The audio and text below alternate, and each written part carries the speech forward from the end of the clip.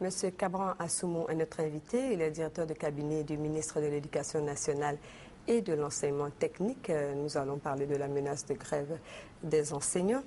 Hier, le CNESI a levé la mesure de rétention des notes d'évaluation des élèves. Est-ce que cette déclaration a été suivie des faits, monsieur le directeur de cabinet? Et est-ce que les élèves ont commencé à recevoir leurs notes? Merci, madame. Effectivement, suite à la médiation initiée par les parents d'élèves, par les chefs traditionnels et les guides religieux, hier, le CNESI a levé son mot d'ordre de rétention des notes. C'est hier que ça s'est fait. Et je pense qu'aujourd'hui, c'est trop juste pour que nous puissions avoir les effets. Mais les échos qui nous parviennent de l'intérieur du pays nous permettent d'être sereins parce que cette situation est réglée. Certains syndicats rejettent la proposition du gouvernement. Quels sont véritablement les points d'achoppement, monsieur le directeur de cabinet? Alors, vous me permettez de rappeler rapidement les différents problèmes soulevés par les syndicats.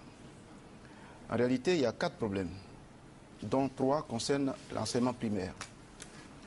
Le premier problème, c'est ce que nous appelons le CAP, le CAP, certificat d'aptitude pédagogique, d'une catégorie d'agents qui ont eu ce certificat-là sur la tranche 1988-1992. Pour cela, il y a un montant global de 6,1 milliards que l'État leur doit. Le deuxième problème, c'est l'indemnité contributive au logement que l'État a octroyée aux instituteurs. À ceci, il y a donc un reliquat de 5 000 francs que l'État reste devoir à chaque instituteur. Depuis 2009, l'État a porté donc le paiement de ces indemnités à 35 000 francs. Sur une échelle de 40 000, il reste donc 5 000 francs à payer. C'est donc le deuxième point soulevé par les syndicats. Le troisième problème, c'est les effets produits par la bonification indiciaire des instituteurs. Là aussi, depuis 2009, l'État a payé 50% de ces effets. Il reste donc l'autre moitié.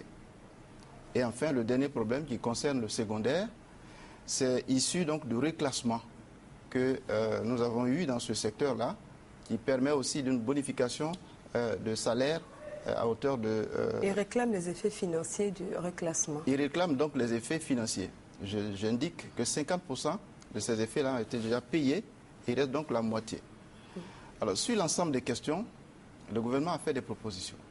Compte tenu de la situation du pays, sur le CAP 98 à 92, il y a un échéancier qui a été conclu avec les syndicats eux-mêmes. L'échéancier indique qu'en 2012, le tiers devait être payé. En 2013, l'autre tiers va être payé et ça va être soldé en 2014. En juillet 2012, l'État a versé les 2 milliards prévus. On attend donc 2013 pour payer le deuxième tiers. Sur l'indemnité contributive au logement, l'État propose de payer les 5 000 francs restants dès janvier 2013. Janvier 2013. Sur les effets de la bonification indiciaire concernant le salaire des instituteurs, l'État propose que dès mars 2013, qu'on paye la moitié de ce que l'État leur reste devoir, pour porter donc ce qui a été payé à 75%. C'est pareil aussi pour le secondaire, 75% également. Donc en mars 2013, 25% seraient payés avec un rappel de janvier à mars.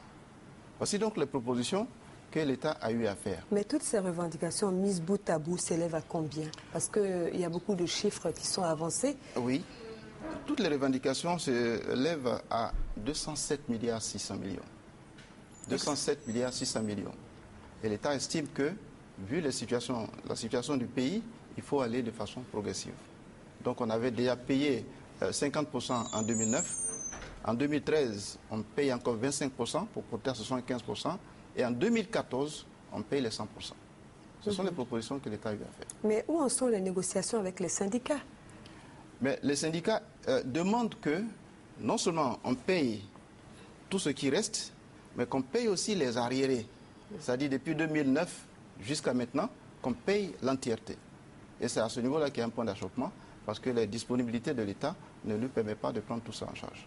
Ben, faut-il craindre une autre grève, monsieur le directeur de cabinet? Non, nous avons bon espoir que la raison va finir par habiter tout le monde, parce que nous disons que notre école est malade. Elle est malade depuis longtemps, et ça fait que nous sommes abonnés à des résultats qui n'honorent personne. Lorsqu'on fait les examens de fin d'année, vous êtes tous là pour décrier que nous sommes abonnés à 20%, à 30%. Ce n'est pas une fatalité. Nous pensons qu'il y a des questions de vie. Nous sommes en train de travailler sur les conditions de vie des enseignants, mais il faut aussi travailler sur les conditions de travail. L'État s'engage à faire en sorte qu'il y ait un parc de 36 000 nouvelles classes à construire d'ici 2015. Ça, c'est pour le primaire. Pour le secondaire, 99 nouveaux collèges et lycées. C'est pour permettre aux enseignants de travailler dans de meilleures conditions, avec le recrutement, bien sûr, d'enseignants qui vont avec ces classes-là. Donc, on agit sur les conditions de travail, on agit aussi sur les conditions de vie des enseignants. Voilà, en tout cas, merci beaucoup, monsieur le directeur de cabinet. Vous me permettrez simplement oui, de lancer un appel quand même aux enseignants, oui, pour qu'ils considèrent quand même que l'école, c'est notre métier. Nous avons la mission d'éduquer les enfants de ce pays, c'est un sacerdoce. On a choisi ce métier par amour.